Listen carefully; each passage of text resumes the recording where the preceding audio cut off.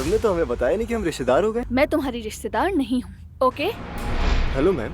आज कमेटी तुम्हारी सजा तय करेगी, पहले इस बारे में सोच लो तो बेहतर होगा। अजलान, तुम शादी कहाँ करोगे, डिसाइड किया है? उसका बस चले तो वो चंद लोगों में ही शादी कर ले। इसीलिए तो दुआ के बस में नहीं छोड़ा। आप किससे मिलने आई हैं? क्या नाम बताऊं मैं? बताना, प्रिंसेस मार्गेज आई है। खाला जान, मेरी प्रिंसेस को दुखी मत करो। अगर शादी कर भी ली है तो क्या हो गया है इसमें? तुम्हारी प्रिंसेस प्रेग्नेंट है। मॉम अजलान के घर वालों को पसंद नहीं करती। उसकी अम्मी और बहन पर्दा करती। दुआ तो मोहब्बत में बिल्कुल अंधी हो गई है, कुछ भी नजर नहीं आ रहा उसे। कल को पाबंदियां लगनी शुरू हो जाएंगी। छोड़ दो पढ़ाई, घर से बाहर ना निकलो। हमारी शान के मुताबिक शादी होगी। अपनी बीवी को भी कह देना ऐसे वैसे कोई ख्वाब न देखे।